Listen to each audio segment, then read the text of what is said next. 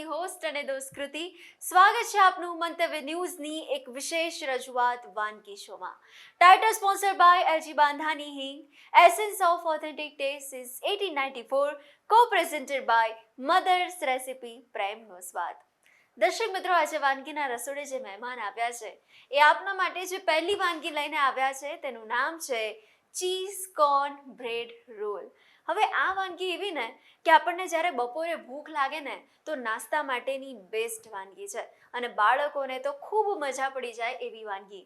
જો ઘરમાં બ્રેડ હોય, મકઈ હોય, ચીઝ હોય તો પછી તો આ વાનગી ઝટપટ એકદમ ઝડપથી રેડી થઈ જાય એવી છે. તો ચાલો કરીએ આપણે આ કાર્યક્રમની શરૂઆત. તો ભાવનાબેન, ફરી એકવાર તમે આજે વાનગીના રસોડે આવ્યા છો, તો ફરી કેવું લાગી રહ્યું છે વાનગીના રસોડે? મને અહીંયા આવું બહુ જ સારું લાગે છે. તમે મને જે ચાન્સ આપો છો અહીંયા આવવાનો, એમાં મને ખૂબ જ પ્રાઉડ ફીલ થાય છે અને મારી વાનગી બતાવવાનું બી મને મોકો મળે છે આ પ્લેટફોર્મ પર. અને આજે હું જે બનાવવાની છું બ્રેડ ચીઝ કોર્ન રોલ છે. એટલે હવે શું કૃતિ, ગરમી ચાલુ થવાની છે એટલે આવું કંઈક સાંજે નાસ્તામાં કે ચટપટું કંઈક બનાવીએ તો મોટાને બી ભાવે, બાળકોને બધાને ભાવે એવું છે અને ઘરમાંથી જ આમ તો બધું મળી રહે એ ટાઈપની જ વાનગી છે. અને સ્ટાર્ટર બી કહો તો બી ચાલે, ડિનરમાં બી ચાલે. તો આપણે બનાવીશું આજે. એની માટે શું શું જોઈએ તમને બતાવી દઉં.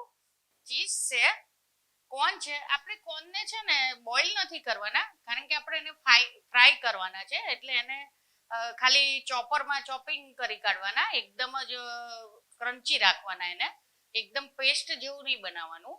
અને કેપ્સિકમ છે, ડુંગળી છે, પછી કેચઅપ છે, સોલ્ટ છે, ઓરેગાનો છે અને ચીલી ફ્લેક્સ છે. હા, અને બીજું પણ અંદર પનીર નાખવું તો પણ નાખી શકો, પણ મેં એકલા ચીઝ સાથે બનાવ્યા છે. ઓકે, તો આપણી આ લોકપ્રિય વાનગી પાર્ટી સ્ટાર્ટર કહી શકાય. તો ચાલો એની શરૂઆત કરીએ આપણે. હા, સૌ પ્રથમ આપણે કોર્ન લઈશું, અમેરિકન કોર્ન છે એ લઈશું. એને આપણે ચોપરમાં ચોપિંગ કરી કાઢ્યા છે અને બોઇલ નથી કરવાના, કાચા જ એને ચોપિંગ કરવાના છે. અને પછી એની અંદર આપણે ચીઝ એડ કરીશું. આપણે ચીઝ એડ કરીશું અંદર. પછી ડુંગળી એડ કરીશું. ડુંગળી ના ખાતા હોય એ ના બી નાખી શકે, જરૂરી નથી કે તમારે અંદર ડુંગળી એડ કરવી. અને કેપ્સિકમ, જૈન લોકો હોય તો એ લોકો કોબી બી નાખી શકે, પનીર બી નાખી શકે. પછી આપણે આમાં હબમાં થોડુંક સોલ્ટ હોય જ છે એટલે આપણે સોલ્ટ થોડું ધ્યાન રાખીને નાખવાનું. અને ચીઝમાં બી સોલ્ટ હોય છે એટલે આપણે સોલ્ટ થોડું ધ્યાન રાખીને અંદર એડ કરવાનું. થોડું ચીલી ફ્લેક્સ, તમે જે પ્રમાણે તીખું ખાતા હોય એ પ્રમાણે આપણે અંદર એડ કરવાનું. અને આ મિક્સ હબ છે એ નાખવાનું, ઓરેગાનો ને બધું અંદર મેં મિક્સ જ કરી નાખ્યું છે. એ રીતે આપણે એનો મસાલો કરીશું. અને આની અંદર તમારે મલાઈ નાખવી હોય તો નાખી શકો, મેયોનીઝ નાખી શકો, બધું નાખી શકો. પછી આને એકદમ મિક્સ કરી કાઢવાનું. આને હાથેથી જ મિક્સ કરીશું એટલે એકદમ એનું બાઇન્ડિંગ એને મળી જાય, ચીઝ ને બધું એકદમ અંદર મેચ થઈ જાય. આ તમે કોઈ ગેસ્ટ આવે તો તમે બનાવીને બી મૂકી દો, બપોરના ટાઈમે સાંજે બનાવવું હોય તો ફ્રીજમાં બી રહી શકે છે, કંઈ થતું નથી. આમાં પાણી આની અંદર મસાલામાં આવવાનું જ નથી, એટલે તમે આ બનાવીને બી મૂકી શકો છો. અને આમાં તમે ઘઉંની જે બ્રેડ આવે ને એમાં પણ બનાવી શકો. પછી આ પરાઠા બનાવવા હોય તો પરાઠાનું બી સ્ટફિંગમાં બી ચાલે. તમે ટિક્કીના સ્વરૂપે બી આને બનાવી શકો. બ્રેડની અંદર એનો મસાલો ભરી અને એને તમે છે ને ગોળ ટિક્કી વાળી અને એને સેલો ફ્રાય કરી કાઢવાની અને પછી બધી ચટણીઓ નાખીને બી ખાઈ શકો છો. એટલે એક જ સામગ્રીમાંથી આપણે ઘણી બધી આપણે આમાંથી આપણે બનાવી શકીએ છીએ. જો કૃતિ, હવે આપણો મસાલો મિક્સ થઈ ગયો છે. હવે આપણે છે ને બ્રેડ હોય ને, બ્રેડને એને સેજ પાણીમાં બોળીને તરત જ લઈ લેવાની, એટલે સોગી એને બાઇન્ડિંગ સારું મળે. આપણે ફ્રાય કરવાનું, આપણે કોઈ કોર્નફ્લોર કે મેંદો કે એવું કશું જ લેતા નથી, ડાયરેક્ટ આપણે એને ફ્રાય કરીશું બ્રેડને. એટલે સહેજ બી અંદર ઓઇલ પણ નહીં રહે. આપણે પાણીમાં અથવા છાશ હોય તો તમે છાશમાં બી કરી શકો, પણ પાણીમાં કરો તો બી ચાલે. જો કૃતિ, હવે આપણે છે ને બ્રેડ લઈશું. બ્રેડને આવી રીતે આપણે એને પાણીમાં થોડીક જ વારમાં આમ લઈ લેવાની, આમ ખાલી ડીપ કરીને અંદર, અને એનું એકદમ પાણી આપણે નીચી નાખવાનું. અને પછી આ એની અંદર મસાલો એની અંદર આવી રીતે ભરવાનો, અને એને છે ને આમ પહેલા આમ ગોળ વાળી દેવાની, બધી બાજુથી એને કવર કરી નાખવાની આવી રીતે, એટલે ચીઝ બી બહાર ના આવે. અને તમે આવી રીતે શેપ ગોળ રાખવો હોય તો પણ રાખી શકો છો. તમારે જેવી રીતે રાખવો હોય એવી રીતે, આવી રીતે રોલ વાળવા હોય તો આવી રીતે રોલ પણ વાળી શકો છો. આવી રીતે રોલ પણ વાળી શકાય. એને એકદમ ફિટ રોલ વાળી દેવાનો. આપણે અલગ અલગ બધી શેપ કરીશું. જો તમારે ટિક્કી વાળવી હોય તો આવી રીતે વચમાં મૂકીએ અને એને આમ કવર કરી નાખવાની બધી બાજુથી. પહેલા મોટી કટલેસ પણ ખાઈ શકાય. હા, કટલેસ બી ખાઈ શકાય. હવે આવી રીતે કરીને સેજ ડ્રાય લાગે તો આમ પાણી થોડું એ કરી નાખવાનું અંદર, અને પછી છે ને આવી રીતે એને આવી રીતે આમ ગોળ શેપ આપી દેવાનો. અને તમે દહીં સાથે પણ ખાઈ શકો છો, અને સેન્ડવિચ જેવું પણ બનાવી શકો છો કે તમે આ લગાવી અને બંને બાજુ ઓલિવ ઓઇલ કા બટર કે એમાં તમે બી કરી શકો છો. એવી રીતે પણ બનાવાય. જો એક દિવસ આપણે નાસ્તામાં આ રીતના ટ્રાય કર્યું તો બીજે દિવસે બ્રેડ જો વધી હોય તો પછી એને આવી રીતે પણ કરી શકાય. હા, એને આવી રીતે બી કરી શકાય. અને કિનારી પર બી ખાલી થોડુંક તમે પાણી લગાવીને પછી આવી રીતે પાણી વાળો હાથ ફેરવો ને તો બી ચાલે. પણ ઓઇલનું થોડું ટેમ્પરેચર હોય ને એને થોડું વધારે આવવા દેવાનું, એટલે બ્રેડ એમાં છૂટું ના પડી જાય. એટલે ઓઇલ બરોબર એને ગરમ કરવાનું. ઓકે. અને એને હલાય નહીં કરવાનું. બ્રેડની એક સાઈડ થઈ જાય ને પછી જ એને હલાવવાનું. હવે આવી રીતે એકદમ નીચે, અને તમે છાશમાં પણ કરી શકો. આની અંદર ચાટ મસાલો નાખવો હોય તો ચાટ મસાલો બી નાખી શકો, પનીર બી નાખી શકો. એટલે પોતાનો જે પ્રમાણે સ્વાદ હોય એ અનુસાર આપણે નાખી. અને આના પરાઠા પણ બનાવી શકો. પરાઠા, સેન્ડવિચ બધું બનાવી શકો આનું.